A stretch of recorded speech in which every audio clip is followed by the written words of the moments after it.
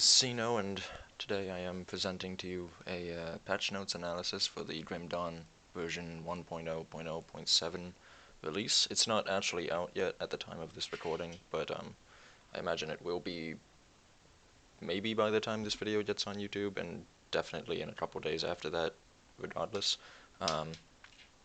Those who don't know, I am a playtester, meaning I already played this patch. I've been playing it for a couple weeks now, and so I kind of know the ins and outs of it.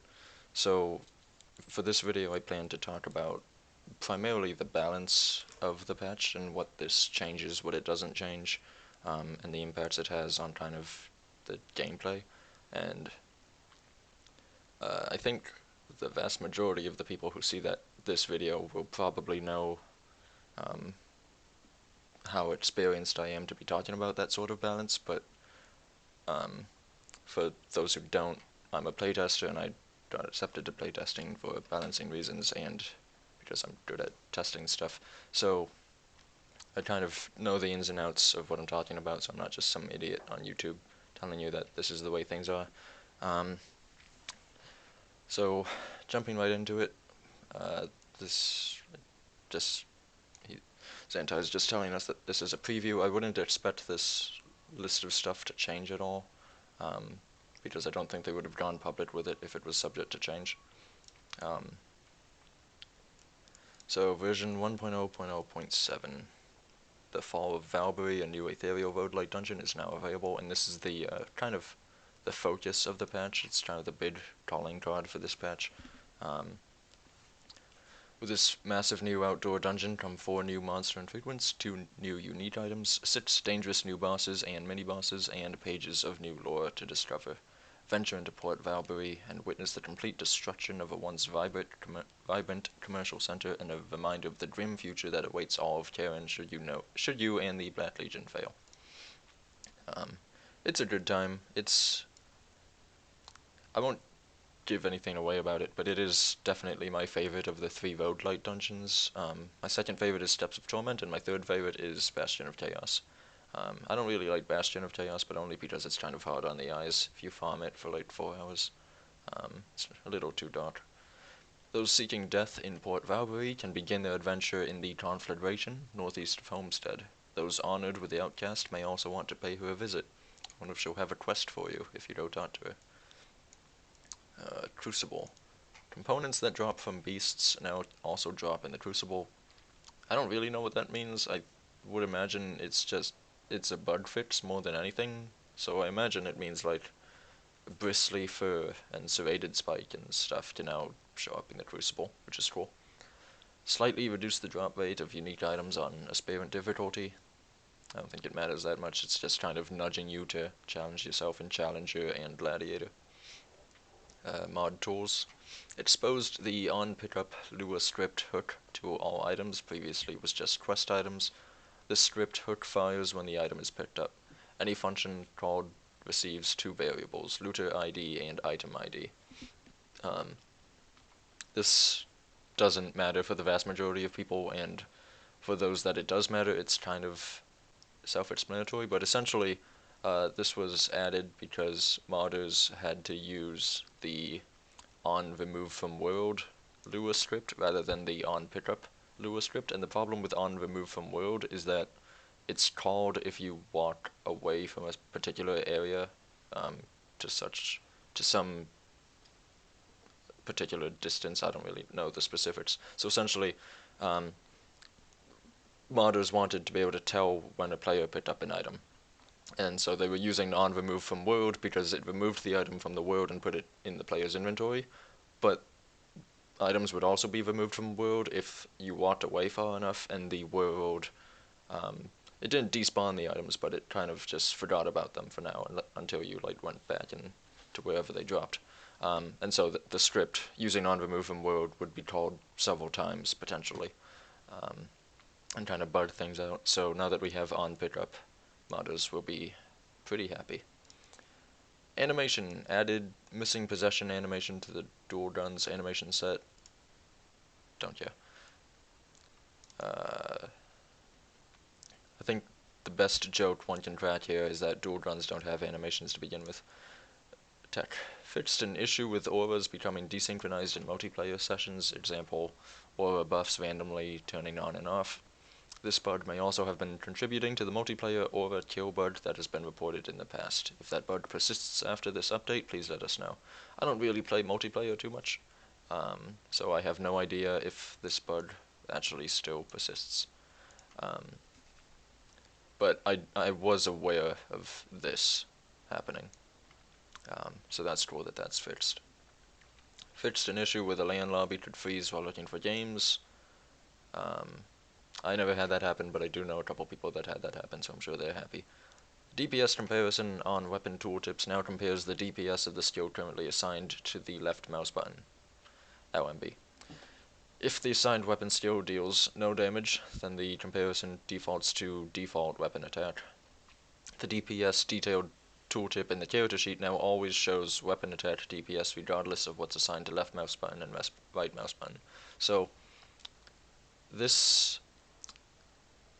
I still wasn't completely sold on what this meant in testing, and I still have no idea what it means. What I think it means is that if you have savagery, for instance, on your left mouse button, and you hover over an item on the ground, the DPS comparison of that item will be based on savagery. It won't be based on your default attack, which is cool. What gets me, though, is this second part, in that your character sheet DPS doesn't immediately display what's on your left or right mouse button DPS. It only shows the default weapon attack DPS, which is kind of a downgrade for a DPS description that was already not remotely accurate for people. So this, I'm not sure why this happened. It, to me, unless I'm interpreting it correctly, to me, this seems like a downgrade, but this is definitely an upgrade. Fixed a bug where calculated skill DPS was not using the correct spell cast speed value. Sure. Fixed displayed resistances on the character sheet, not accounting for overcapped resistances. Essentially, so the way overcapping your resists should work is that if you're hit by a resist debuff, you should still be able to have capped resists if you've overcapped sufficiently. And mechanically, you did. It was just the character sheet that lied. So if you had, for instance, 95% vitality resistance and you got hit by a, but like you didn't actually overcap it. This is hard to explain. I'm trying to figure out how to put this into English. Okay, so you have 95% vitality resistance final, but your character sheet only displays 80% because you've hit the cap and you don't have any plus percent max vitality resist or anything. So you have 95% vitality resist. Your character sheet only displays 80. If you then got hit by a debuff that lowered your vitality resist by 15%, your character sheet would tell you you had 65% vitality resistance, but you actually had 80% because it would be 95 minus 15 is 80, but the character sheet just kind of assumed it was always 80, regardless of how high you had it. So that is no longer the case. The character sheet is now accurate if you get debuffed, and you have overcapped resistances. That was mildly tough to explain. I still don't know if I did a good job. Fits the bug with mouse wheel scrolling used as a hotkey. I'm trying to figure out if this was like a bug or an exploit. I would assume it's an exploit that's being labeled as a bug, but I actually don't have any idea what that's referring to. Fixed being able to access difficulty levels your character had not unlocked yet. So the way that worked, if I'm correct, you could go on the main menu and select a character that had unlocked, say, Ultimate, and then like you would tick Ultimate, and then you would scroll down in the character selection while still having Ultimate ticked and that menu open, and then you would just click Start, and you would load into Ultimate with that character that you scrolled to. I guess that's fixed. Fixed a bug where a disconnect from a Steam game could cause a game to freeze. I'm well aware of that issue, so that's cool that that's fixed. That should improve multiplayer a ton. Fixed offhand auto attack, not dealing damage when triggering a cadence strike while dual wielding. Previously, you would trigger a cadence attack, dealing the steel damage, but then the offhand would not deal normal auto attack damage.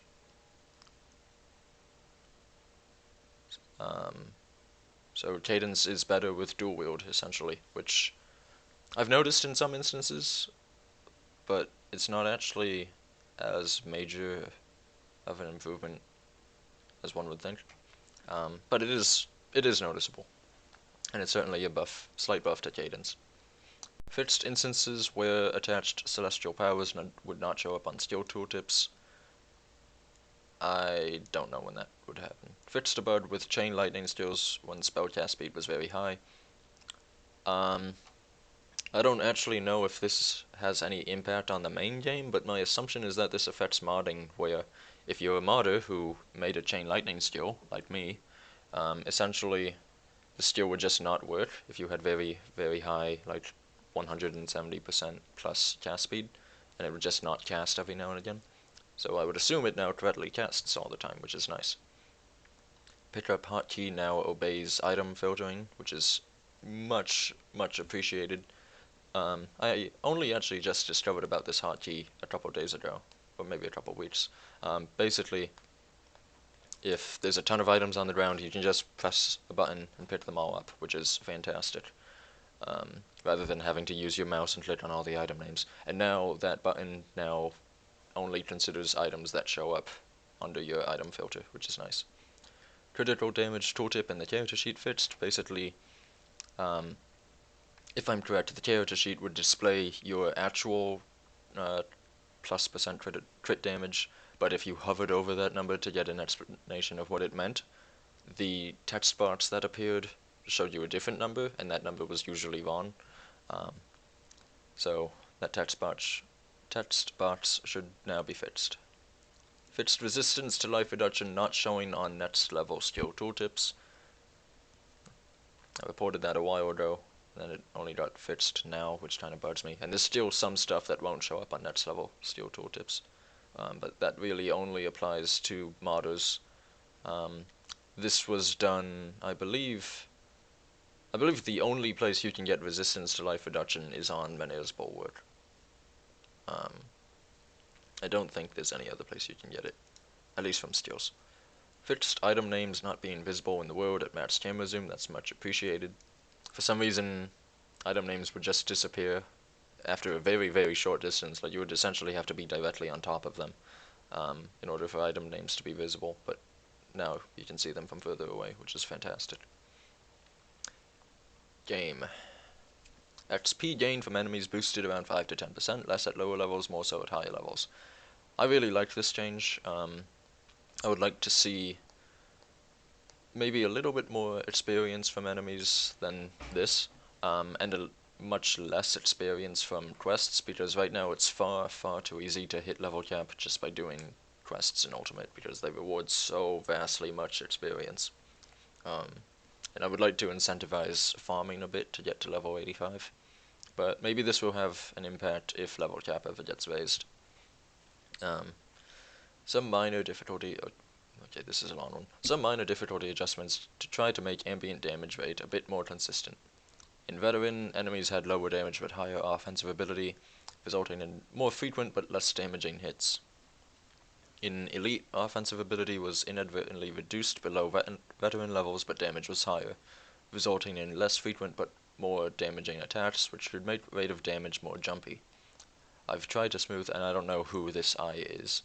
I would assume Xantai or Mediera. I've tried to smooth this out a bit so the way enemies scale from Veteran to Elite is more consistent, and damage rate should be a little more normalized on Elite. Some of these changes will trickle through to Ultimate, but it shouldn't have a big effect there, since certain values were already scaled well above Veteran, and I just left them alone.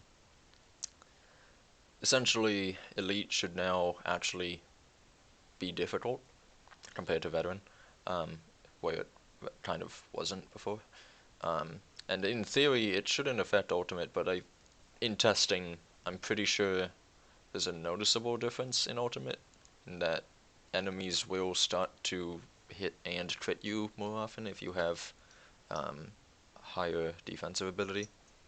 I don't have any VAR numbers or metrics on that, but it really feels that way in some bosses do feel as though they do crit you more often in this patch, which I kind of like. It does, because previously you could just get away with not bothering with defensive ability, and I would like to see a little more emphasis on this stat, because it's kind of, like, people use it, especially in hardcore. People do care about defensive ability, but not nearly as much as they care about offensive ability, and I think making DA a little more prominent would be cool, and this inadvertently does that. Slightly increased drop rate of unique items on elite and ultimate difficulties from non-nemesis sources. This is kind of a buff to farming, but I don't really see why, because I already got the vast majority of my unique items from non-nemesis sources. I don't farm nemesis, I don't think it's remotely worth it. So I would rather see a buff to nemesis than a buff to non-nemesis. But whatever, a buff is a buff. Reduced some excessively high aether resists on various enemies. Example, aether crystals, flesh hulks, ethereal phantoms.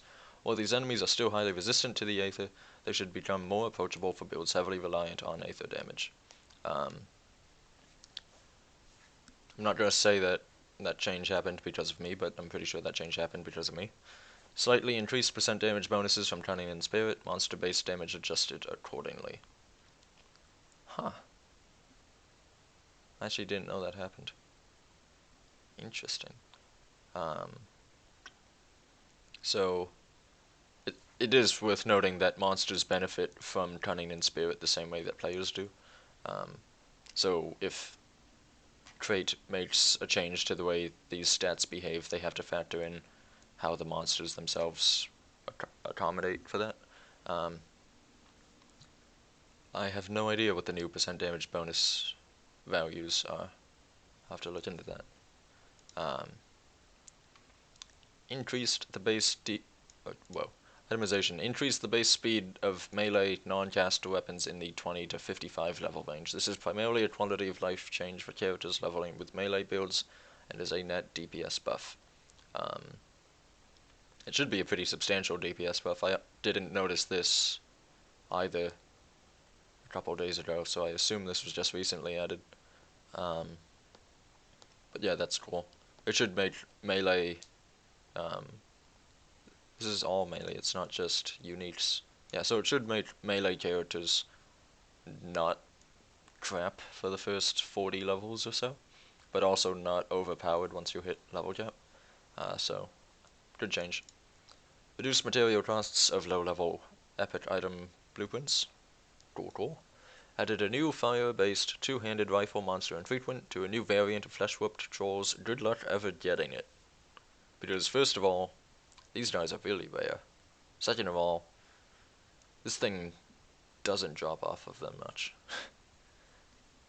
I think I have like 10 of the new rifles, and I've killed easily thousands of these guys.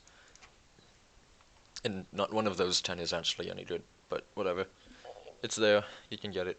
Relic, Belgothian's Carnage. Adjusted chance of defensive ability reduction to 25% chance of 40 flat reduction for 2 seconds. Reduced the flat pierce damage bonus to 8. This is a nerf, obviously. I'm pretty sure this is a nerf. I can check, actually, because Graceful Dust hasn't updated yet. Let's...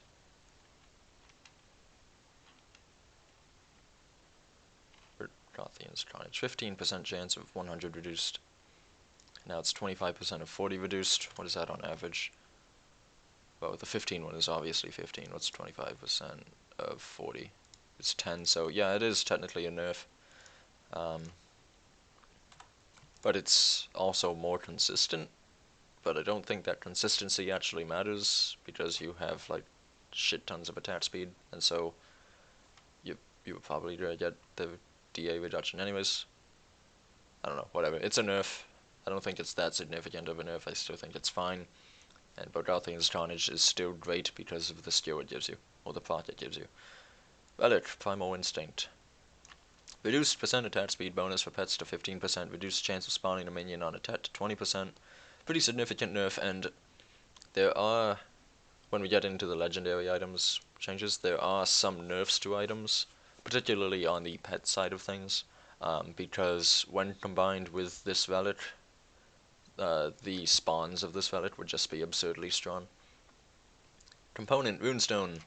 Increased percent elemental resist to 12% and added 12% aether resist. I believe this is the head component, and Wardstone is the amulet and metal component.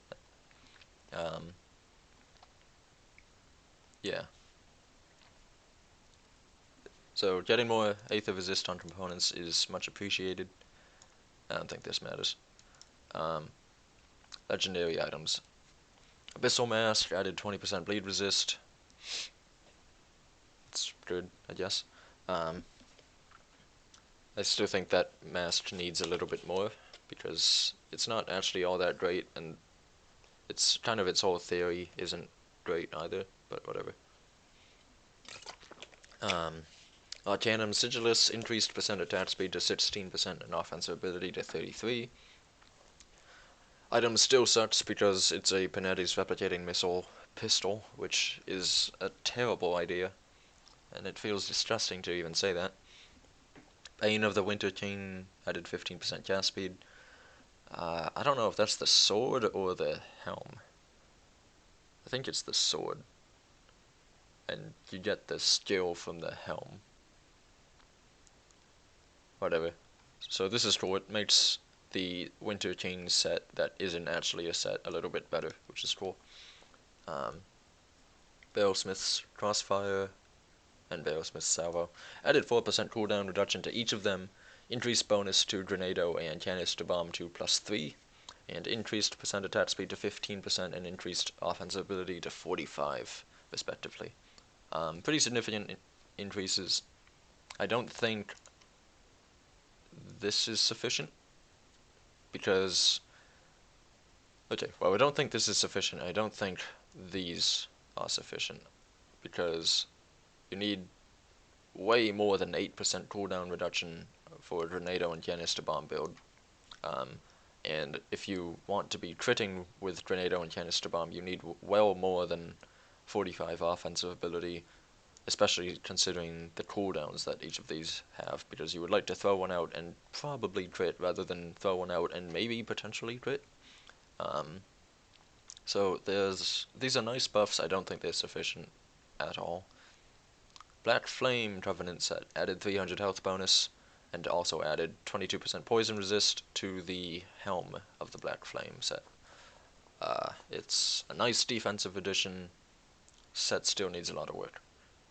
Blood Fury Spalders, particularly the set needs energy regen and I would say a little bit more in the defensive ability department. Blood Fury Spalders added 14% chaos resist. Item still sucks. Circlet of the Great Serpent increased percent vitality resistance to 20%. Item still sucks because there's way too many alternatives for what it's trying to do. Clairvoyance hat reduced health to 90. This is kind of a very minor nerf. I believe the health was previously 135 or something, and now it's down to 90. So you lose 40 health on an item that grants you +1 to all skills and some decent energy regen. And I believe some good resist. What was it? Damage it gives you? I can't recall. It's still a fantastic item, still best in slot for some builds, and you never took this item for the health anyways. So they could delete the health, I wouldn't care. Clairvoyance Mantle reduced offense ability to 45, I think that's fair. The fact that it had something like 60 or 70 base offensive ability was kind of stupid, considering how good the rest of the item was. It gave you way too much OA and way too much health and way too much everything else. It was just too good all at once. It was a fantastic shoulder piece, and it still is a fantastic shoulder piece. Codex of Eternal Storms increased offensive ability to 66, increased damage on Call the Storm. Haven't actually used it, and I would like to think it's okay, because I really want it to be okay, but my gut is telling me that it still sucks. Crown of the Winter King, yeah, so this is the sword, and the crown has the skill that you actually cast. Added 28% elemental resist. That's pretty big, actually. That's 28% to 3 resistances. That's not bad. Increased percent, especially on like a helm rather than a weapon or something. That's really impressive. Increased percent health to 6%. Not bad, but doesn't really matter because you'll have Shaman with Heart of the Wild anyways. Increased damage on granted skill. Cool. Time to make a Winter King build, because I never bothered with one of those because I always thought it was kind of lackluster. Demon Slayer's Jacket. Increased energy regen to 2.5. It was 1.0, which kind of blew. Added 15% of Pierce dealt as Vitality. This is cool because the Demon Slayer's set in general is a Phantasmal Blades and Blade Trap and Blade Spirit set. But I think they're focusing it toward Phantasmal Blades, which is neat because Frenetic Throw already converts 45% of Pierce to Vitality, and now it converts with this. You'll get 60%, give or take, item variance, Pierce to Vitality conversion, which is cool. Demon Slayer's Hat added 30% of cold dealt as Vitality. This one is really cool. There's some really neat sources of cold damage you can get that go really, really well as Vitality damage. In testing, I made a Whirlpool Devotion that was doing primarily Vitality damage, and I did that with a Conjurer. So I would just conjure Whirlpools everywhere that were, surprise, actually doing Vitality damage. This is really cool. This is a standalone, just amazing thing, so I would prefer to see it outside the set and somewhere else, but, because, there's tons of builds now where you can just take Demon Slayer's Hat just for this stat, and just forget about the rest of the set, and not even bother with Nightblade anyways. This stat is really amazing. But, of course, for Phantasmal Blades, you do have, Nether Edge that gives you cold damage, so now some of that cold damage is also Vitality. Demon Slayer's Life Ender. Increased energy regen to 2.5. I don't know what it was before. My guess would be it was 1.0 as well, as the jacket was, but now they're both 2.5. And that having a flat 5 energy regen is not bad. That's pretty solid, to be honest. Face Guard of Justice added +1 to demolitionist skills. This is way, way nuts. I think this thing has to be nerfed in a hotfix or something, because it gives you really, really solid resistances. It gives you a truck ton of health. It gives you +1 to demolitionist. And it also gives you a passive skill, I think, that gives you fire damage and whatnot, as long as you have a melee weapon or shield. This item is way too universally powerful for any demolitionist build. Glyph of Kelford Zoth. Reduce % crit damage bonus for pets to 5%, reduced lightning damage for pets. From the skill proc to 3 to 18, reduced physical dealt as lightning to 25%. This goes back to the Primal Instinct relic that we were talking about. Basically, you would just give the swarmlings from that relic so much lightning damage from what it had before, and they would just explode everything on the screen. It was kind of nuts. Handguards of Justice reduced offense ability to 24. This is fair because Handguards of Justice are very similar, or were very similar to the Clairvoyance Mantle, in that they gave you a ton of offense ability, a ton of health, and really decent attack speed. So they were just too universally powerful, and now they're brought back a little bit. This is a very harsh nerf, actually, to the point where this stat is essentially negligible for the item, but the rest of the stats sufficient, so this transitions from being a highlight of the item to being just kind of a nice little utility stat that you get, which is cool. So it's not completely worthless, but it's still it's more balanced. It's very good, I'd say. Heart of the Mountain. Improved attack rate and slightly improved special attack damage and toughness of the summoned Shaman. Added 24% vitality resist and 6% cast speed to the item. Increased percent attack speed to 6%. I don't know the specifics of this much of it, but I'm hopeful about the toughness part of it, because when I tried the Shaman, it was just way too easy for that thing to die. It would just step into a puddle of Aether or something and it would explode. So I hope that's no longer the case. Hellforged lead plates. Replaced bonus to Vindictive Flame with +2 to Grenado. Item still sucks. Ice Scorn Talons. Added 14% cast speed. I've been using this item a lot, and I can't really recall why. but I know I used it in like 3 different builds in testing. I don't really know why I did though, but it's usable, I can confirm that much. Invoker's Elements set. Increase percent crit damage bonus to 18%, added minus 20 Aether resist reduction, and increase the damage dealt by the skill proc. So it's a pretty sufficient buff to the Panetti's Replicating Missile set. I do have a couple complaints here, in that, yes, I'll grant it that it's focusing on Panetti's Replicating Missile, and so its bonuses probably want to be catered to that skill in particular, but it does give very good bonuses, and it's a little annoying. I'm just going to go on a rant here for a bit. It's a little annoying that the set is a 4-piece set that has 2 rings, an amulet, and a focus, meaning you can't use the 2 rings and the amulet and then whatever weapons you want, which means it really cuts down on build variability. And not so you can't get the 4-piece bonus, first of all. Like, if you're trying to do some weird elemental build, which who would possibly make a damage with a build with fire, cold, or lightning, other than Panetti's Replicating Missile, because those damage types just don't exist anywhere. If you're trying to do some weird build like that, in which you're not using a focus offhand, then you can't get the 4-piece set, period. But you also can't really make use of the amulet whatsoever, because the amulet's granted skill requires a focus, for whatever stupid reason. So you're essentially only going to be able to 2-piece the set by using the 2 rings, and neither of these changes affect the 2-piece bonuses.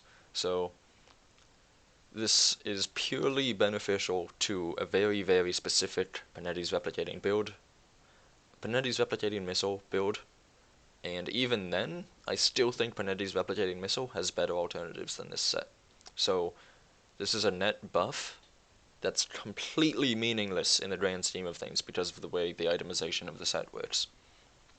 So yeah, it's cool that it got buffed. No one uses it, so it doesn't matter because the itemization is wonky. Markovian's Fortress set increased cooldown on skill proc to 4.5 seconds. That's fair. That matches the cooldown on the Belgothian's Carnage relic. And they both essentially do the same thing, so it's fair that this is equivalent. Master of Infernal Truth replaced bonus to Vindictive Flame with +2 to Grenado and +2 to Canister Bomb, added % physical damage bonus. This is an interesting, I don't want to say substitute, but an interesting alternative to the Face Shard of Justice, because this also gives you +1 to Demolitionist, as well as a crap ton of health, as well as fire damage bonuses.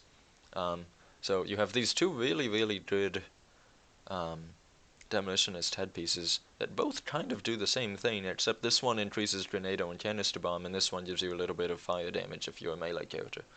I don't know where I'm going with this analysis, but suffice to say, these 2 headpieces are like really solid, and I don't think any other mastery has gear as good as Demolitionist does. Maw of Despair increased % chaos resist to 18%. That's cool, but I still think it needs a little bit of work.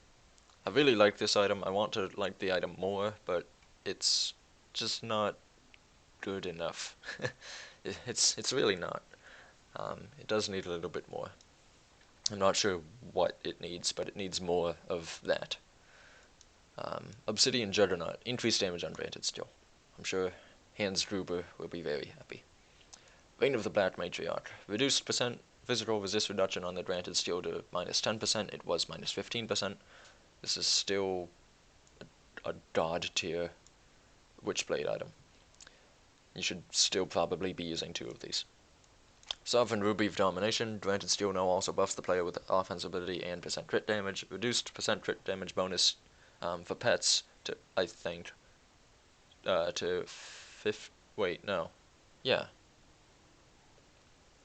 reduced % crit damage bonus to 15% and offense ability to 80. Okay, I have no idea what the second part is referring to. If it's talking about the granted skill, or the item itself, or the pets, I have no idea. There's crit damage and offense ability somewhere on here. Don't worry about it. Smart Revoltos. Added 45% of cold doubt as lightning. Reduced lightning damage bonus for pets from the granted skill to 1 to 36, and the physical doubt as lightning to 25%. Similar reasons as to this. But this is cool. This is neat. This is essentially the delete cold damage patch, because you can convert cold damage into vitality, you can convert cold damage into lightning. With warp fire, you can convert cold damage into fire. There's just no reason to have, base cold damage anymore, especially since everything resists it so much. So just delete cold damage. That's this patch. Storm Cage Lead Guards replaced bonus. Whoa. The lack of a colon here is screwing with me. Replaced bonus to Skyfire Grenado with bonus to Maelstrom, which is the Wind Devil Lightning Bolt skill thing. Temporal Arcblade added 14% cast speed. Oh, no, attack speed, sorry. Which is cool, but the item still sucks. I think. I'm going to look at the item. I was looking at it yesterday, trying to figure out if I could do anything with it in a build. Daggers. It is Temporal Tempest, right? Yeah. Oh, no, Arcblade. Okay, this is Tempest. Okay, so this is the two-handed one. I don't need this anymore, then. This is the two-handed one. In which case, it still definitely needs more, and it still absolutely sucks. Temporal Tempest. Added 30% of Aether dealt as lightning, reduced cooldown on tempo shift to 14 seconds, and added 20% elemental resist reduction to its effect. Okay. So tempo shift, cooldown is 14 seconds. It slows enemies during its duration, and it now reduces elemental resist by 20%. I assume this is multiplicative rather than additive, because there's no plus or minus sign right here. So takes off a fifth of their elemental resist reduction, which is essentially like having the Viper constellation. And I don't think this matters for that reason, because any elemental build is going to have Viper, which is essentially the stat. So the only thing interesting here is this. I'm trying to think of a case where I guess Devastation would be cool with this, because you could do just a lightning fire devastation build, which would synchronize really, really well with something like thermite mines. But other than that, I guess Spear of the Heavens as well. So this is the only interesting change here, I'd say. And the only one that potentially makes the item good, but I don't actually know if it does so enough. I'd be interested to try this out some more. The adversary added +2 to Shadowing Blast. What the heck is Shadowing Blast? Oh, it's, okay, spoiler. Grenado got reworked. This is the new, or didn't get reworked. This is the new Grenado modifier. Okay. So it gives you +2 to Shadowing Blast, and the adversary already gave you, I believe, +1 to Demolitionist, as well as +1 to Soldier. So you actually get +3 to Shadowing Blast and +1 to everything else. Alright, that's cool. I don't think it's... That's stupid, though. Like, this item is not a Grenado item whatsoever. It's a Cadence item. It works really well with Cadence, and that's it. The Death March set. Reduced percent... okay. The Death March set. Reduced percent attack speed bonus to 12%. Still amazing set. The Sacred Balance set. Added 50 offensive ability. This set did not need a buff, but here you are. The Venom Blade patch set. Reduced offensive ability bonus to 45. It should still be amazingly god tier. Next, increased bonuses to Fire Strike and Armasa's Blade Burst to +3. Oh, yeah, that's one of the builds I did. Demon Slayer's hat, +2 Nexus, is amazing. Do it, it's a lot of fun. Ortis, increased bonuses to Explosive Strike and Lethal Assault to +3.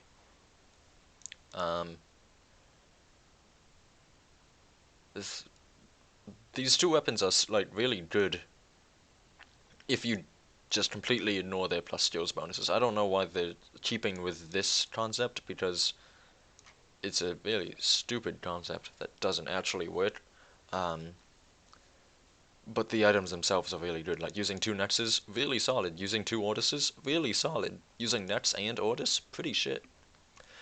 Chosen's Ascension set. Increased damage and explosion radius on the set bonus skill. Increased defense ability to 80. Holy crap, that's a lot of DA. Added 5% crit damage. That's some pretty good stats. Chosen set. Increased DA to 30, so now you get 110. And percent chaos resistance to 20%. That's solid. Chosen's Mantle. Increased percent vitality resist to 30% and percent cold resist to 50%. So with this one item, you just ignore the ultimate modifier to your cold resist. Nice. Chosen Starkeeper. I could see this being used on like a non-chosen set build. I bet this is definitely a really good shoulder piece now. I haven't actually bothered with it in testing, but I would bet money on the fact that this shoulder piece is now really solid. Chosen Starkeeper. Increased offense ability to 65, reduced cooldown on its granted skill to 4.5 seconds. I believe the cooldown was previously 6 seconds. Maybe it was 8 seconds, but I don't think they would nearly half it. That sounds way too much of a change for trait to do. So I would imagine it was previously 6 seconds. But yeah, getting 65 OA and 110 DA and some pretty solid resists made this one hell of a buff to the set. Otis Otos's Storm set. Reduced percent offense ability to 6%, it was 8%. And I believe it was the 3-piece set bonus? Maybe the 4-piece, no. I mean, I can look it up, but I'm pretty sure it's the 3-piece set bonus.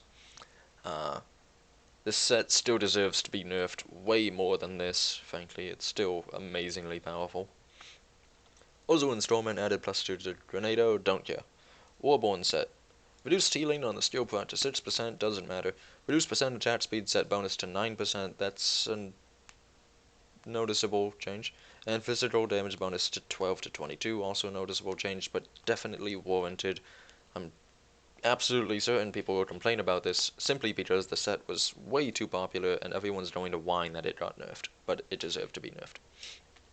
Warp Fire. Reduced the cold dealt as fire to 45%, and the percent fire and aether resist reduction to -20% on the skill proc. I'm going to Google my reaction real quick.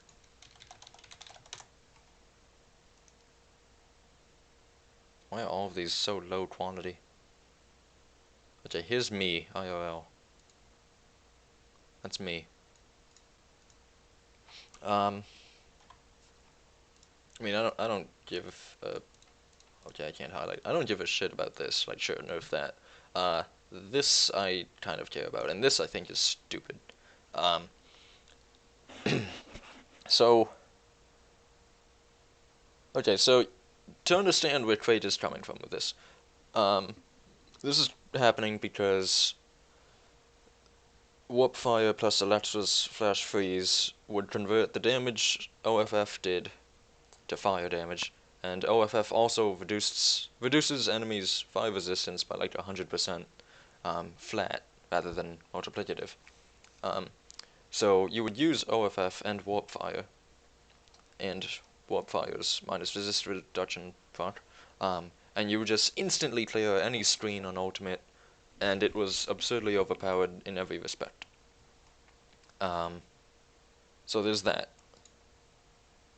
So yes, I can understand why they would want to nerf some aspect of that. It makes sense that it should be nerfed, and like I would nerf it, absolutely.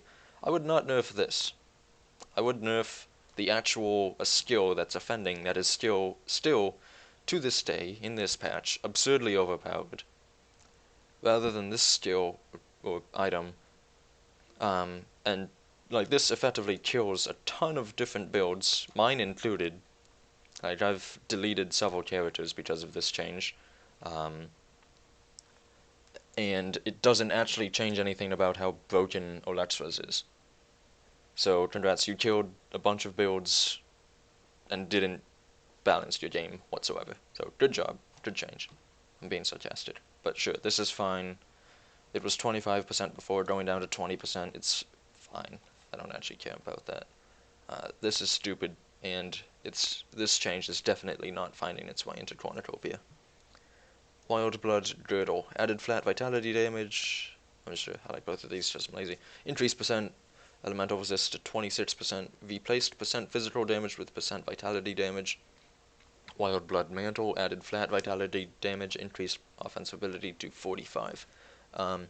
So, I believe 4 days ago, I made a Wild Blood build. The full set, it's only a 3-piece set. It's got the girdle, the mantle, and a 2-handed weapon. I forget, I believe I made it a warder, but I may have made it a conjurer. I don't actually remember. Either way, it's a decent build now. It's definitely not top tier. I made it a warder, I'm remembering now, because I was wishing I had more points to put into Zohan's technique. It's definitely not top tier, but it is definitely hardcore ultimate viable.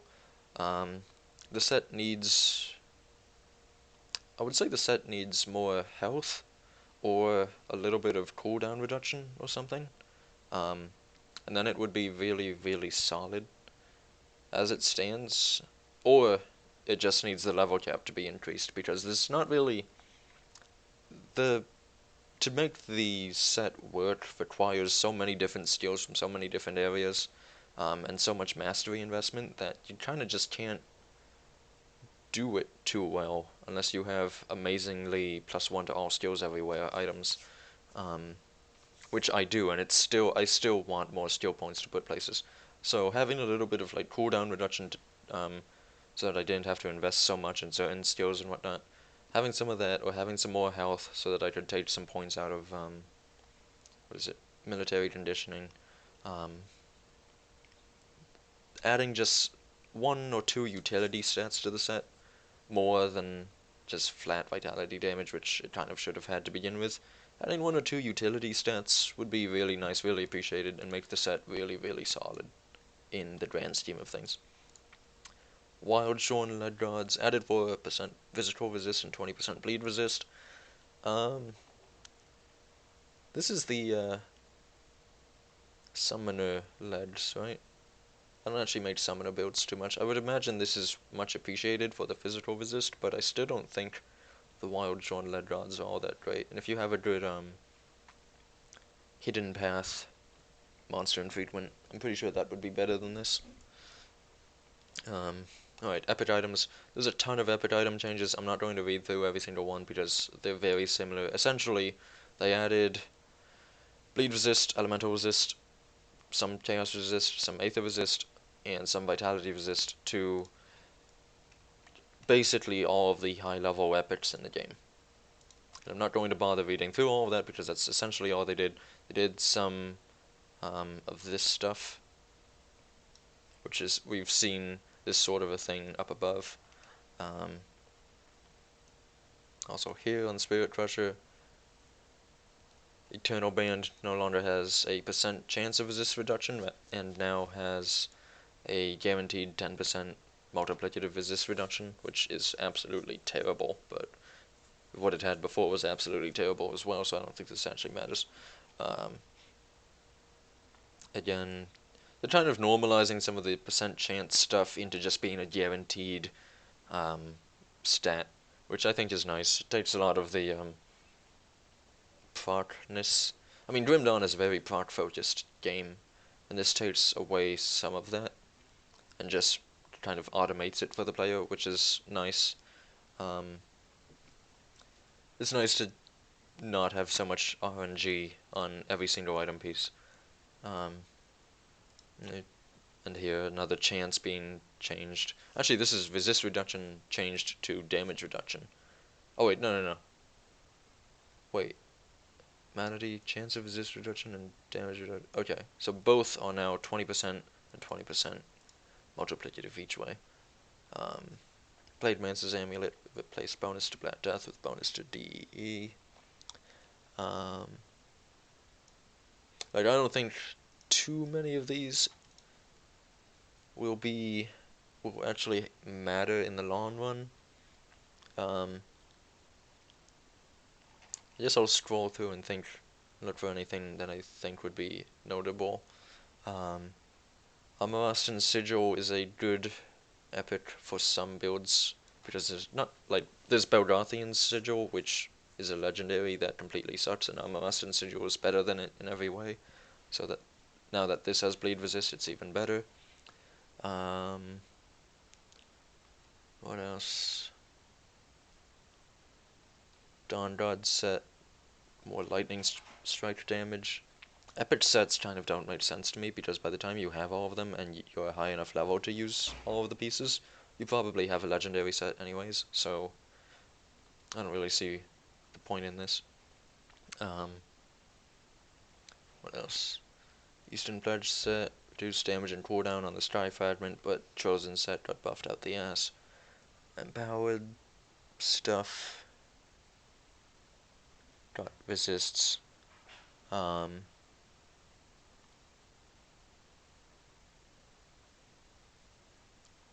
don't know, there's not a whole lot that's interesting here. Shadowspark Hood added 15% vitality resist is neat. This is probably an overpowered item, to be frank. It's really, really, really too good for saboteurs. And now it has vitality resist.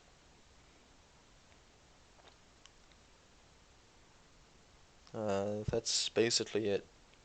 Though I did use a build that uses Terror of the Grove. Now that it gives 40% poison resist, that's kind of a lot. So this is maybe kind of nice. Alright, so this, not really interesting. Moving on. Magic and rare items. Devil's Musket now deals primarily fire damage instead of Aether, added percent fire damage. Steel Proc now also deals fire damage in addition to Aether damage. Okay. I don't think anyone cares. Layer Prefix Blighted added percent vitality damage, increased chance of retaliation to 25%. I didn't even know this had a chance of retaliation.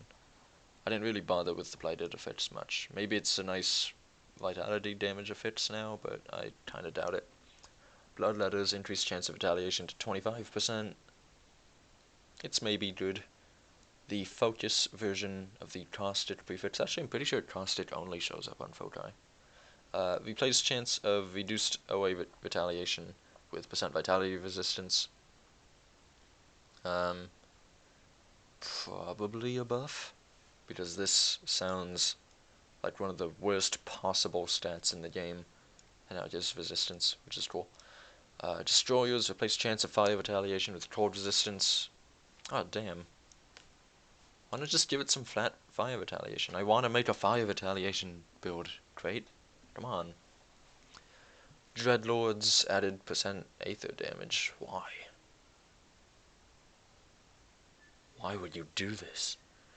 Eldritch replaced Mana Burn with percent poison damage. Thank you.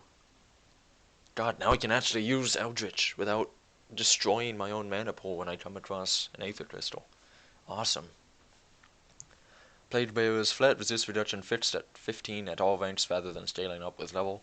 This makes early game Plague Bearers items a little bit better, because I believe they could roll base 10 and therefore it could vary down to like 8. And at higher levels it's a nerf because they could roll base 18, I think, maybe 20. I don't think they could do 20, but they could definitely vary up to 20 or maybe higher. And now it's just guaranteed to be 15 resist reduction always. So it's a nerf in end game, a buff in early game. I don't think this actually matters too much for end game characters, except for those people that were using like a Plague Bearers guaranteed rare, like Master's Spellblade, whatever, I think that's what it was called. So for those people using a Plague Bearer's Spellblade, that's a noticeable nerf, but that combination was kind of overpowered to begin with, so definitely, I think this is a good change. Again, it takes away a little bit of the RNG of the game, which I think is a good thing, because there's just way too many stats that can vary way too many ways, and now this being fixed at one recognizable stat and one guaranteed stat overall, I think it's pretty good. I would rather see it be maybe like 17 or 18, but that's just arguing over very fine points, and at its core I think this is a good change. Tempest, increased chance of retaliation to 25%. Again, I didn't know it even had chance of retaliation. I used Tempest for very different things. Thunderstruck on armor and accessories, increased chance of retaliation to 25%. I knew this chance existed, even though it sucks. Thunderstruck on the focus. Replace chance of lightning retaliation with 5% cast speed. Do you actually care about getting cast speed with the lightning damage build? Oh, crit chance. Those are a thing. Okay, so yeah, this is cool. Tyrants, percent damage reduction fixed at 15% at all ranks rather than scaling up with level. Similar to this I'm sure people will complain about, because this is a nerf to the very popular Tyrants Bone Scythes of Alacrity. But that item definitely deserved to be nerfed, and again, I share the same sentiment here as I did with this. I think this is a good change in the long run. Venom Fane, chance of DA reduction adjusted to 40 at all levels, but chance of activation increased to 33%. So this makes it more consistent to activate DA reduction, but 40 is not a lot of DA reduction, especially considering that this doesn't stat with itself. And this also isn't a Vea stat, so I don't know, this just seems completely irrelevant. Abyss, chance of percent damage reduction replaced with 12% damage reduction at all levels. Percent resist reduction adjusted to 12% at all levels. So it's kind of a... So, of the Abyss, we're on suffixes now. Of the Abyss is kind of a Tyrant's Plague Bearers combination. Except not, because this resist reduction is multiplicative, whereas this is flat. Meaning they stack with each other, but not with themselves, which is cool.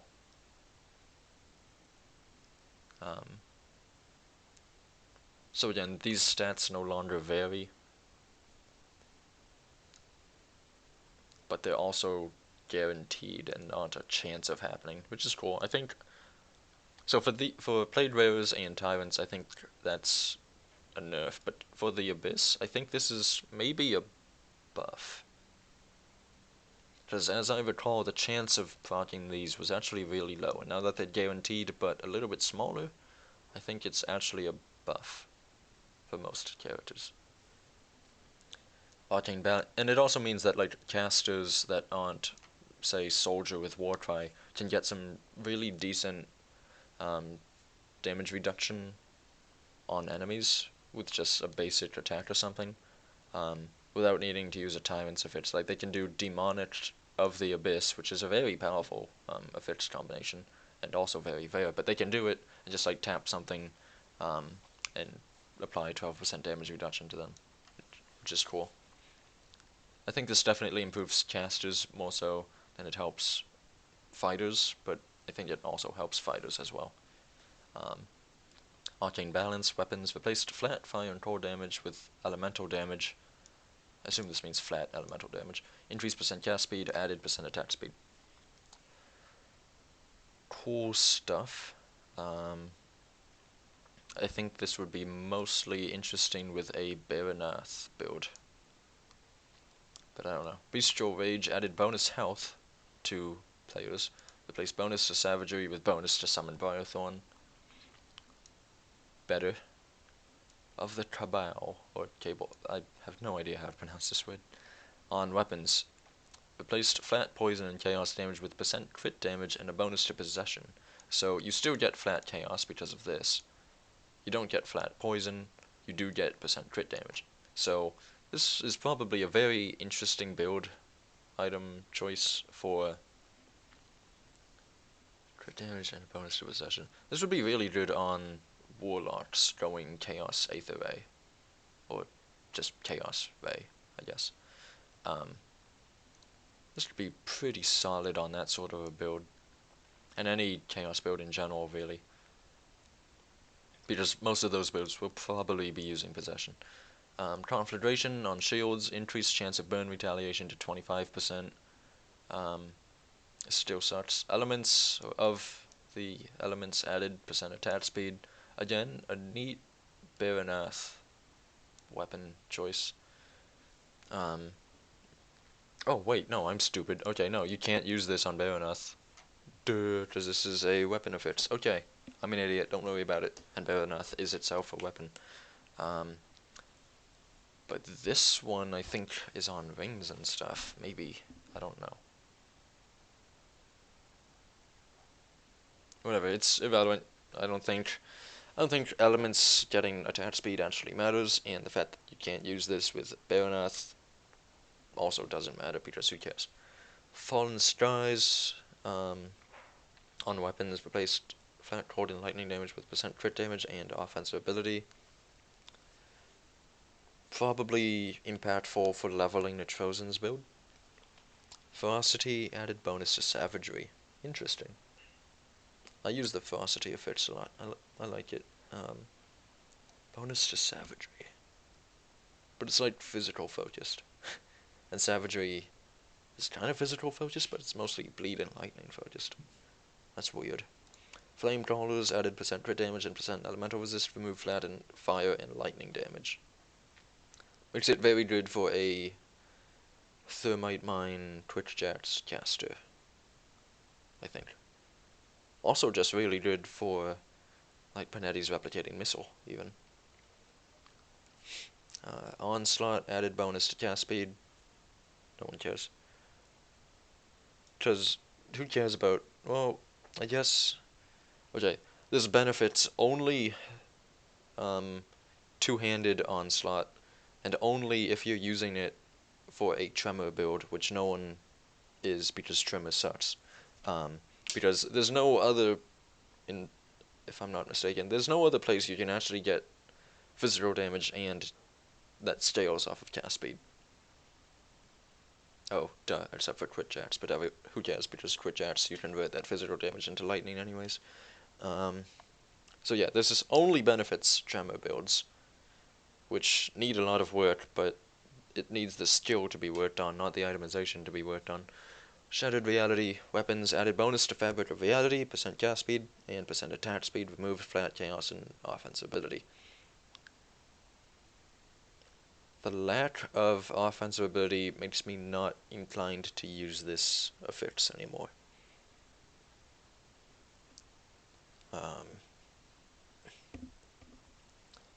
On the surface, it seems like it got more stats than it lost, but I'm not. Because it didn't actually, because no character is going to make use of both percent cast speed and percent attack speed. So in reality, it only got two applicable stats to your build, and only if you actually plan on using Fabric of Reality. So losing flat chaos damage and offensive ability, losing two stats that, if you were taking this effects, were probably relevant to your build, and gaining three stats, of which at most one of them, or no, at most two of them, probably one of them, is relevant to your build, makes this seem like it's actually a nerf.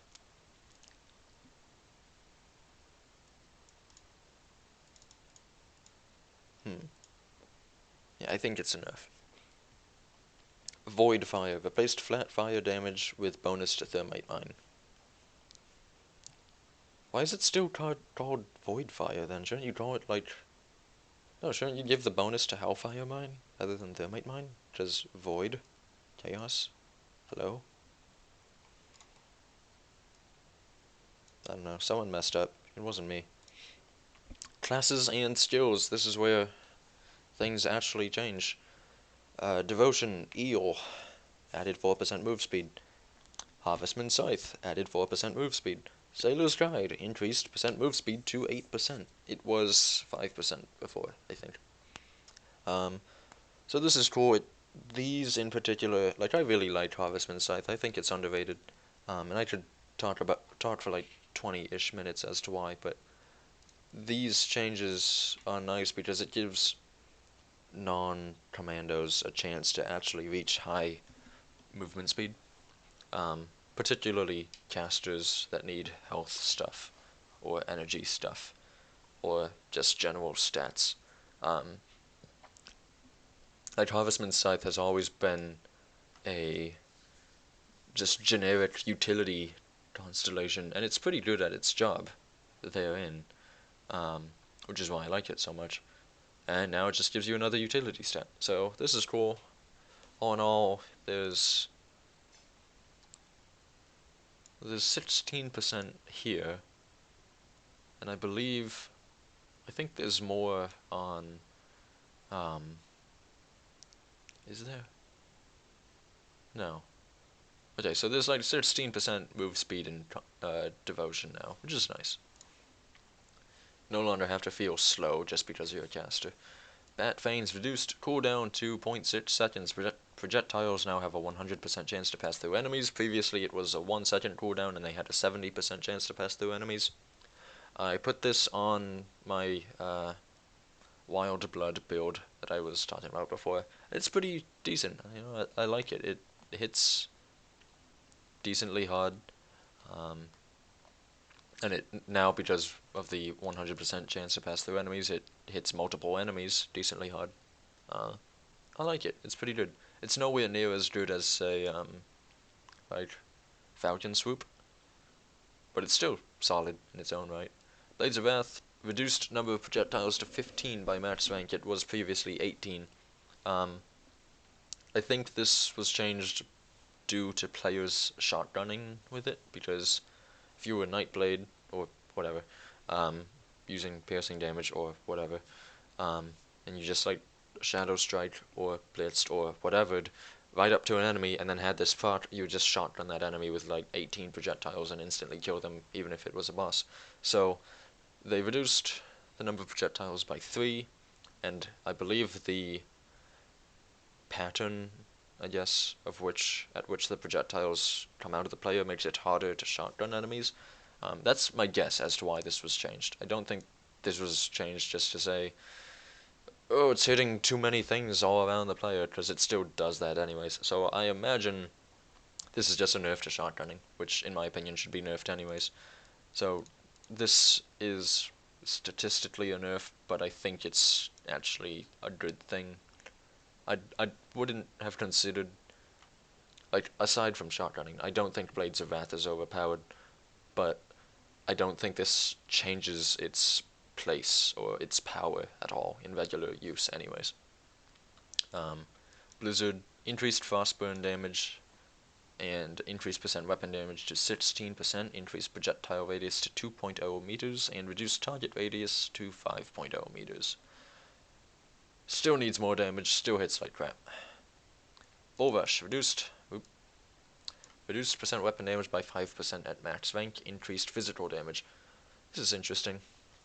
I like the Bull Rush and Maul skills because they are a very they're very easy to get to in just generic builds, and they're also very, very high on flat physical damage, meaning you can convert them into various damage types, and now that this is getting more flat physical damage, that conversion is even better. So, yeah, the loss of 5% weapon damage kind of blows, but I would be interested in like some elemental Bull Rush builds. I mean, I already have some of those, but I would be interested to see whether this is an improvement due to this or a nerf due to this. I don't actually know. Elemental Barrier, fixed missing visual effect indicator. Just about fixed. Falcon Swoop, reduced percent weapon damage by 5% at max rank, increased physical damage. Well, this is one that I don't think should have been changed this way. I mean, it definitely should have had this nerfed, but it didn't need this buffed, because Falcon Swoop is way overpowered, simply due to shotgunning. Meteor Shower, increased physical and fire damage, increased projectile radius to 2.4, and reduced target radius to 5.0 meters. I don't remember how much they increased the physical and fire damage by. I remember looking it up, but I remember I was disappointed, so I'm pretty sure this still sucks. Raise the Dead, increase the total speed and aggressiveness of the summoned skeletons. Yay! No one is going to use it. Spear of the Heavens, increased radius to 2.4 meters. weapon damage by 10%, and increased the flat, aether, and lightning damage. Getting another flat 10% weapon damage is definitely non-negligible. This is irrelevant. This is good. This is probably not enough. Tardo's hammer reduced percent weapon damage by 16%. That's huge at max rank. Increased physical damage. Again, conversion Tardo's hammer. Actually, Tardo's hammer is really, really good if you convert it to aether damage. And now it's even better. Tempest, increased lightning and electrocute damage. Tsunami, increased cold and lightning damage. Significantly increased frostburn damage. I mean, I guess it's better for that Tsunami Wind Devil build, which the Wind Devils just toss tsunamis in every single direction. It's pretty funny looking. And now it's actually better, yay. Soldier, alright, here are your nerfs. Are you ready? Break morale. Slightly reduced physical resist reduction scaling at ultimate ranks to 40 by max ultimate rank. It was previously 45. Counter-Strike added physical retaliation and percent total retaliation bonus. I liked this change. I know people that think this change is stupid. I like this change, first of all, because it's the only source of flat physical retaliation in the entire game. Second of all, because it makes sense to have the skill actually benefit retaliation builds, since those are kind of the only builds that take this. Because previously it only gave you just flat, straight damage when you were hit, or at a chance of when you were hit. Now it gives you like guaranteed physical retaliation as a buff globally, and it gives you percent total retaliation as a global buff, as it should have. So this is cool. Deadly momentum, slightly reduced flat physical damage. Force wave, increased percent weapon damage by 15%, 185% by... So they didn't increase it by 185%, that's where it is now. 185% by rank 16, 225% by max ultimate rank. I believe Tremor is minus 75% weapon damage and minus 18% total damage, which means it still sucks. Field Command. Increased offensive and defensive ability scaling with rank. I need to take a drink of water.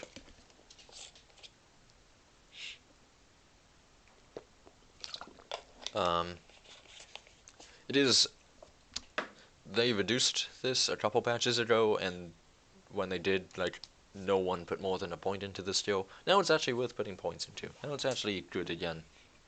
So definitely invest in that.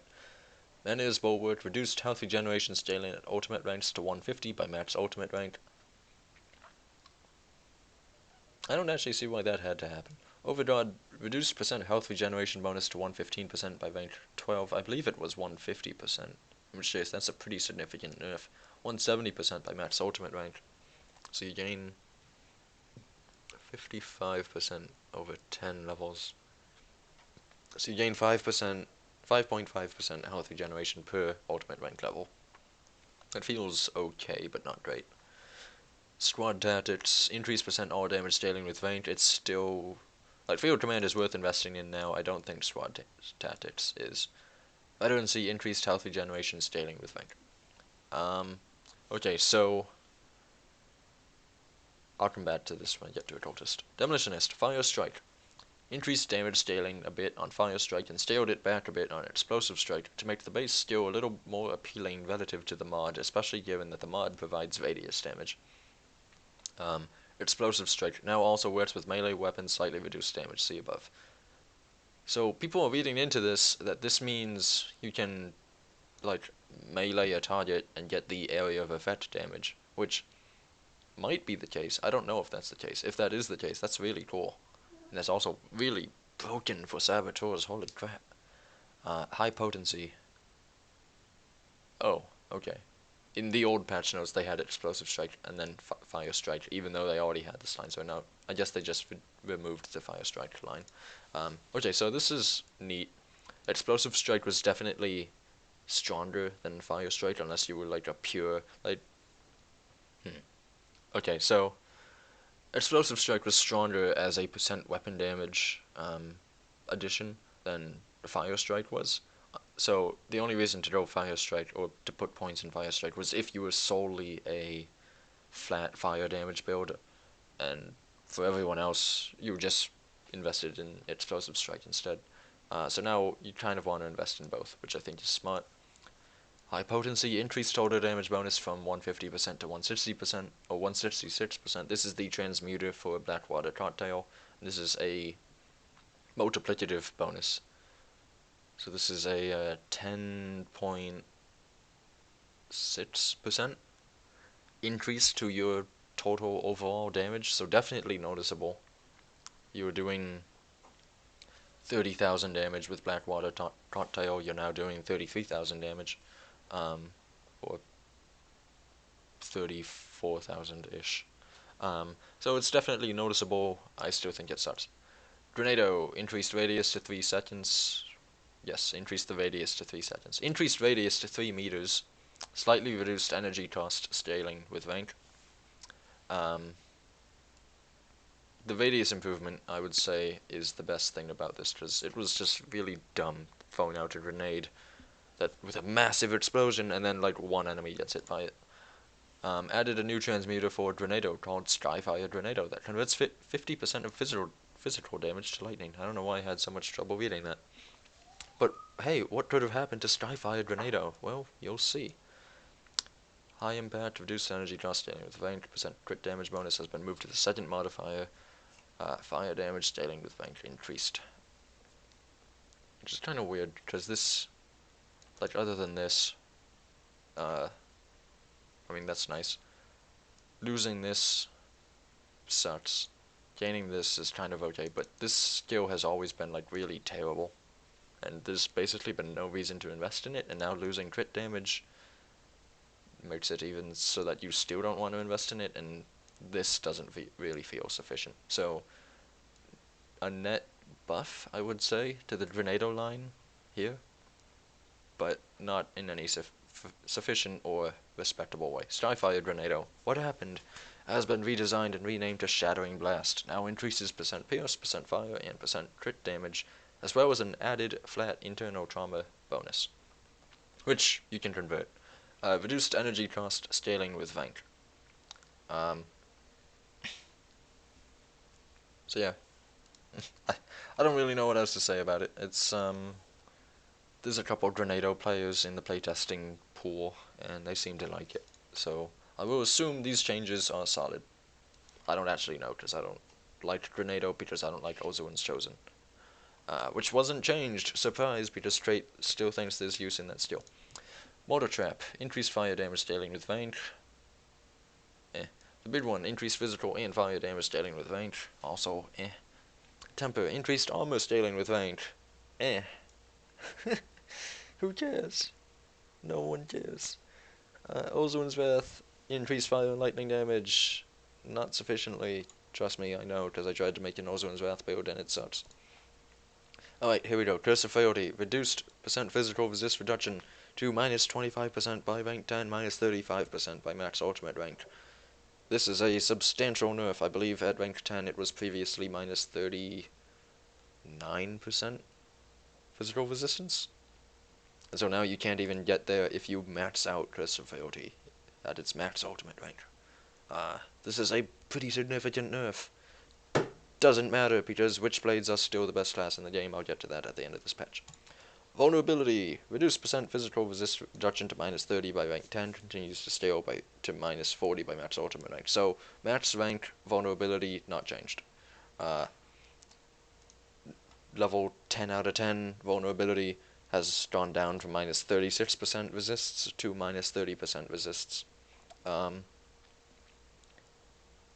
6% loss is a noticeable change. It's like, hold on, I'll do the math real quick. Yeah, it's like 17% loss in terms of resist reduction, but I would still argue that it's a fair nerf, and it's not a build destroying nerf. Vulnerability is still very, very good for the builds that used it. It's just a little bit not so god tier. Possession, energy cost removed, thank you. It was the only exclusive skill in the game that had an active energy cost component, and now that's removed. And it was like a very high energy cost. It was 5.6 energy per second at rank 12, which was stupidly high for any chaos build that wasn't like some warlock arcanist super regen build. So losing that energy cost is a very, very, very potent buff. I still think it's the worst exclusive skill in the game. Soleil's Witchfire, no, okay, Primal Bond is the worst exclusive skill in the game. This one is the second worst. Soleil's Witchfire, slightly increased chaos damage scaling with rank. Second right, increased vitality damage scaling with rank. These were two aspects of the skills that did not need to be buffed, because they were already very good, but the skills themselves actually needed to be buffed, because they were kind of shit. So, they improved the amazing aspects of the skills, and didn't change with the totally awful aspects of the skills. Nightblade, holy crap, I almost just destroyed my entire life. Not actually, but something fell off my desk. Alright, Nightblade, our Master's Blade Burst. Increase percent weapon damage by 15%, so that it's now 180% by rank 16, 210% by max ultimate rank. That's actually not bad. For a skill with a 1.8 second cooldown, that's not terrible. Elemental Awakening, increased frostburn damage scaling with rank, particularly at ultimate ranks, don't care. Nightfall, increased frostburn damage scaling with rank. Significantly increased life leech damage scaling with rank, particularly at ultimate ranks. Too bad you can't cap it out at maximum ultimate rank, because there's not enough itemization support to enable you to do so. Devouring Blades, increased percent pierce damage, percent bleed, and percent damage converted to health scaling with rank. Added vitality damage. Too bad Blade Trap can't be used on 70% of ultimate content. Merciless Repertoire, added flat poison damage. Flat poison damage.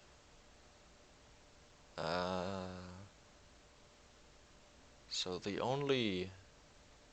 Okay, so this probably makes Shadow Strike poison builds bonkers, because they were already bonkers, and otherwise has no impact whatsoever. Nadala's Hidden Hand. Percent pierce dealt as acid conversion now scales with rank, starting at 5% and scaling to its previous value of 33% by rank 8. Scales up to 65% by max ultimate rank. Pierce builds can now gain a small total speed debuff from this skill without taking a large hit to their damage. Likewise, acid builds can invest further to specialize. This is primarily a nerf to acid builds, I think, because I still don't think any pierce build is going to bother with this skill to even put a point in it. It's too much of a damage loss to put a point into this, and it's too little of a utility debuff on your enemies at one point to bother wasting a point in this skill. So this is mostly just a nerf to acid builds, primarily the Venom Blade set, which needed to be nerfed. So this is fine, but it's wordy, and they're trying to make it seem good for pierce builds, but it isn't. Knight's Chill, significantly increased cold damage and added frostburn damage. Reduced percent resistance reduction to minus 30% by rank 10, minus 40% by max ultimate rank. What was it before? I believe it was minus 33% by rank 10. So again, with the vulnerability thing, it keeps the resistance reduction from scaling out of control. The increased cold damage, I believe, was kind of my suggestion.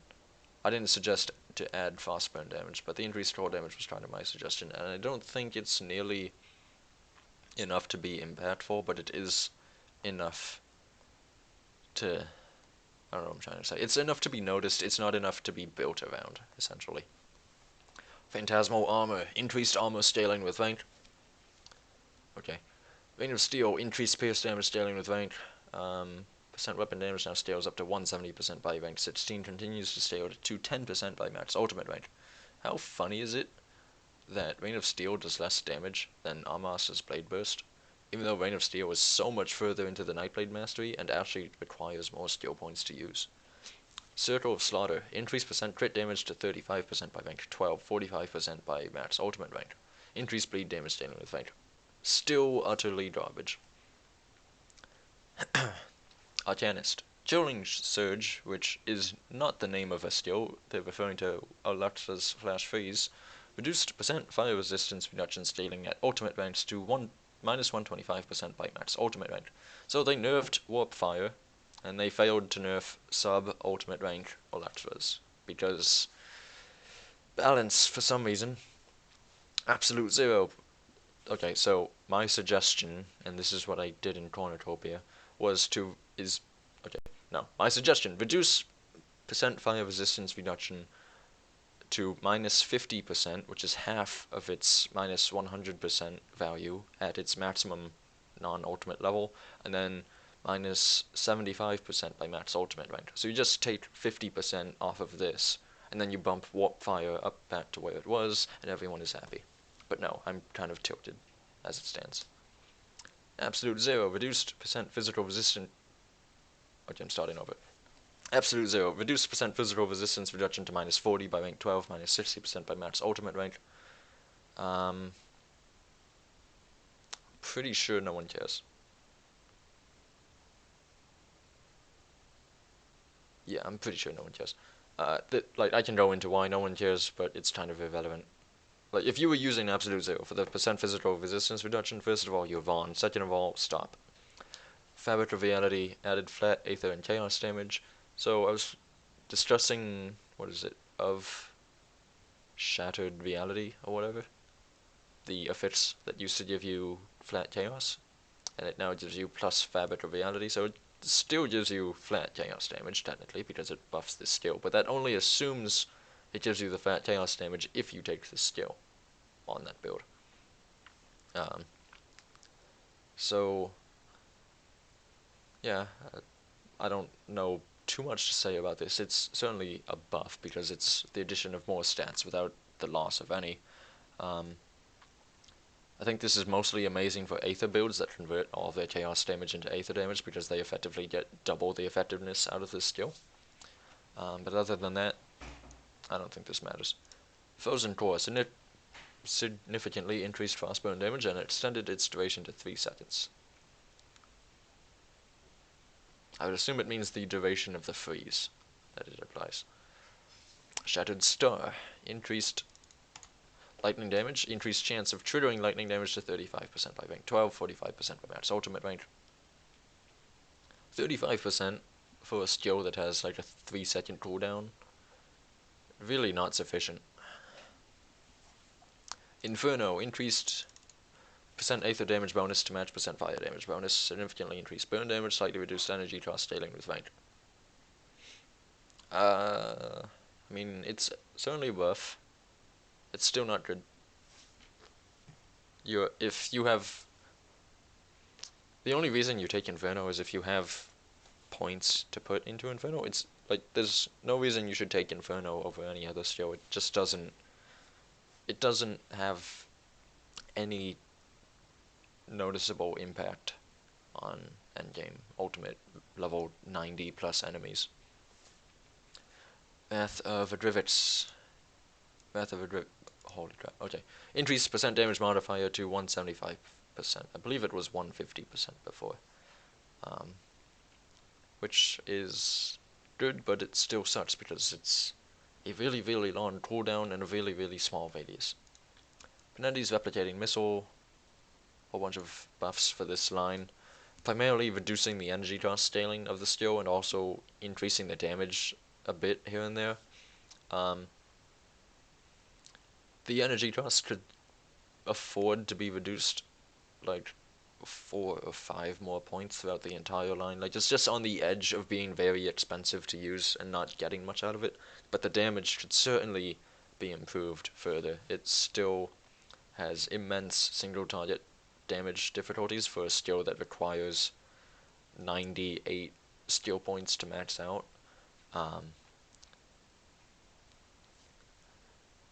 Like, kind of what I'm curious about is if Crate wants players to max out the entire line, or if they want to max out pieces of the line and go for Elemental Penetti's Replicating Missile or Aether Penetti's Replicating Missile, and not both. Because as it stands, just going for both, maxing out the entire line, and getting kind of piss for damage, and a fairly expensive skill energy-wise. That's really hard to maintain given how many points you put into it, and thus don't have points to spend elsewhere to help maintain that skill. It's really lackluster, and it really kind of sucks, and it still needs improvement.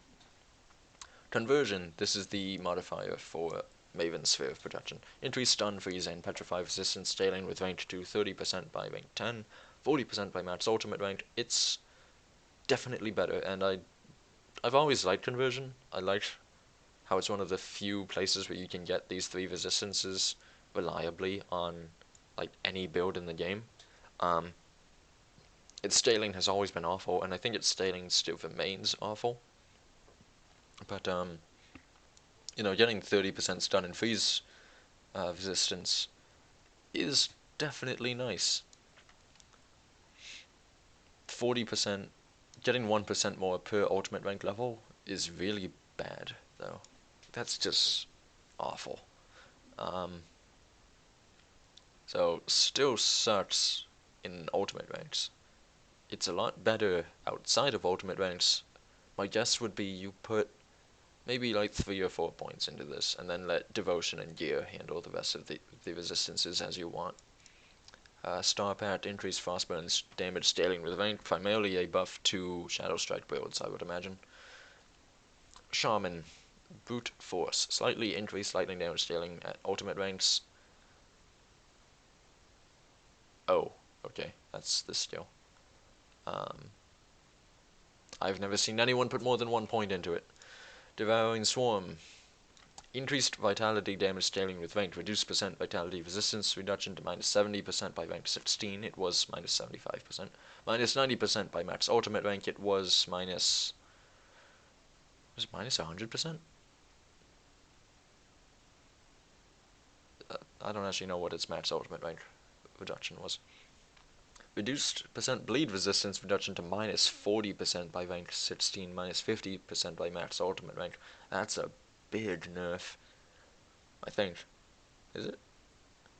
I seem to recall... Okay, so my mind is telling me that the vitality and bleed resistance reductions used to be equivalent, but I think... Yeah, I'll just look it up, screw it. I don't want to sound like an idiot. Any more than I already do, at least.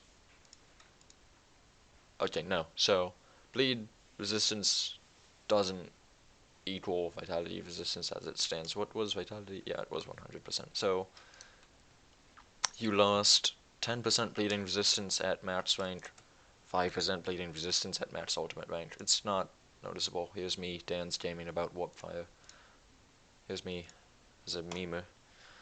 Okay, so primarily a nerf to endgame Devouring Swarm, but this, I imagine, will make some speedrunners very, very happy. Storm Totem. Increased lightning damage scaling with rank. Corrupted Storm fixed an issue with the lightning damage not properly converting to vitality damage. I still don't think Storm Totem is all that great. I still don't think it does anywhere near usable damage in Ultimate. But hey, now the Vitality version actually works, so that's cool. Wind Devil, increased physical and electrocute damage scaling with rank, don't care. Maelstrom, increased lightning and electrocute damage scaling with rank, don't care. Stormcaller, increased electrocute damage scaling with rank. Is this Stormcaller's part? Or no, Stormcaller is the third modifier, or no, the second modifier for Savagery. Who cares about the electrocute damage? I've never seen anyone, including myself, ever make a build centered around electrocute damage. I don't think it's possible. And I don't think it's going to be possible anytime soon. Wendigo Totem. Slightly increased vitality damage scaling with rank. Blood Pat. Added flat vitality damage. Holy crap, this is actually really good. And that holy crap is not a expression of surprise, because I already knew about this. But this is really, really solid.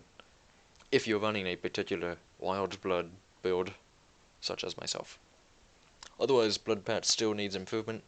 Really the big problem with Blood Pat is that when you cast Wendigo Totem, there's a 4-second delay before you get the Blood Pat buff. And then as soon as the Wendigo Totem dies, in air quotes, when it disappears after 12 seconds, you immediately lose the Blood Pat buff. So, you can't have 100% Blood Pat uptime, even though you can have 100% Wendigo Totem uptime, which is really weird. Um, because if you resummon the Wendigo Totem in the middle of its lifespan, you immediately lose the buff, and then you wait 4 seconds, and you get the buff back when it gives it to you. I'm not sure why this is. I reported it to Crate like 2 years ago. Or, no, not 2 years, because Shaman hasn't been out that long, but around a year ago. And it still hasn't been fixed. I don't know if it can be fixed, but one way to kind of hack a solution together for this is to give the Blood Pact buff a 4-second duration, rather than just instantly disappearing, so that when the Wendigo Totem went down, if you resummoned it immediately, like say you resummoned it and therefore the Wendigo Totem died, the Blood Pact buff would still last 4 seconds, and then it would be reapplied again. And it would be continuously reapplied, and the 4-second duration would be refreshed as long as the Wendigo Totem was up. But as it's like, that still wouldn't solve the fact that the first time you cast Wendigo Totem, there's still 4 seconds before you actually get this buff. But it would make it more consistent in an extended fight against a boss or something, which would be nice. Anyways, Blood Pact got flat vitality damage, in addition to all of the other amazing stats that it gives you. It's just inconsistent to use it. And that consistency is really the only reason I don't think it's too popular. Because it's a great skill stat-wise, it's just not usable mechanically. And I don't think, like, you can give this god tier kill everything stats, and I don't think you would see people using it because it's just really weird to work around. Alright, so that's the patch in its entirety, other than all of this. My thoughts on the patch? I'll be kind of succinct about them. Port Valbury is amazing. It's my favorite roguelite dungeon. I've run it easily 60 times now in the couple of weeks that I've been testing this patch. The new monster and frequents are very powerful. The new unique items are... Well, I'll be frank, last time I looked at them, they sucked, but all of the playtesters thought they sucked, and I can't imagine they would release them in that state. So maybe they got improved. So maybe they're actually good by the time you get this patch. 6 dangerous new bosses is putting it lightly. I have died more times than I would care to admit inside Valbury. And there's a crap ton of lore, if you're into that sort of thing. There is way more lore to read in Valbury than there is in any other dungeon or any other area in all of Grim Dawn. The vast majority of the balance changes in here I kind of like. There's some of them that I really don't like, and I think I've done a good job of explaining which ones those are. But as a whole, in terms of balance, I don't think this patch changes anything. Like, as far as the meta goes, my prediction as a playtester and as a mod developer and as a just general Grim Dawn player is that this won't have an impact on the meta of the game. I still think Witchblades / Commandos, I still think Witchblades and the physical resistance debuff shield build archetype is still going to be the best thing in the game. I don't see anything in this change that would suggest that would change. I don't see anything in this patch that would change that. The reduction in Cursive Frailty's effectiveness and in, what is it called? In the Reign of the Black Matriarch. The reduction in the effectiveness therein is definitely noticeable, and it's definitely substantial, but it's not sufficient in bringing Witchblades and Commandos back in line with the rest of the content. They're still incredibly powerful, and they're still definitely the most powerful builds in the game, in my opinion. So that doesn't change. If you do want to change that, I was talking with a couple people about this, I would say just delete the physical resistance reduction from Cursive Frailty and give the skill something else in its place. And then tone down the flat damage granted by Deadly Momentum even further. and that should be sufficient, not in killing Witchblades and making them impossible to work with, but in making them not god tier and more balanced in terms of everything else. So I still think Witchblades are the go-to perfect character build that can slaughter everything. They're just not so much. Like, they're still the best thing in the game, they're just a little bit worse. Everything else in the game got more or less improved, except for those people that were actually using warp fire for non-Olextra's reasons, like myself, in which case you are probably pissed, like I am. Everything else in the game got kind of bumped up. I imagine this patch will enable some very cool builds. I mean, I already know that it enabled some very cool builds, thanks to the Demon Slayer hat thing, and some other changes throughout the patch. So there's more builds for you to try and create, and there's the new unique items and the new monster infrequents for you to hunt down and make builds off of. So that's all well and good. And Grenado got reworked fairly impressively, what with the transmuter change, the new radius, and the altered modifier. So there's more stuff to do, definitely, and it's definitely a very good patch, but I don't see it changing the meta of farming or anything. Even with... where is it? Where is it?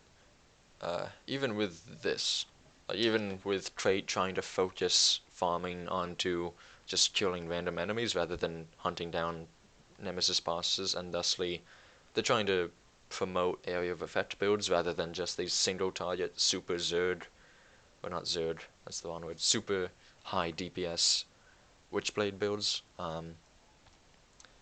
But even with this change and with the reduction to Witchblade effectiveness, and every time I say Witchblade, I'm well aware that there's a way you can do that build as a commando or as a blade master and still be very powerful. I'm just saying Witchblade because it's kind of the common way of... it's the first one that comes to mind because of Curse of Frailty. Witchblade's commandos, blade masters, one-handed plus shield, very powerful. So even with those changes, I still think that archetype of build is dominant. I don't think that will change with this patch. It's just a little bit worse. But all in all, it's a great patch. I love the new dungeon. I love the new content. It's a lot of fun to work with. And if it weren't finals week where I am, I would be playing Grim Dawn a lot more. But as it stands, making this sort of video is all I can really afford to do this week.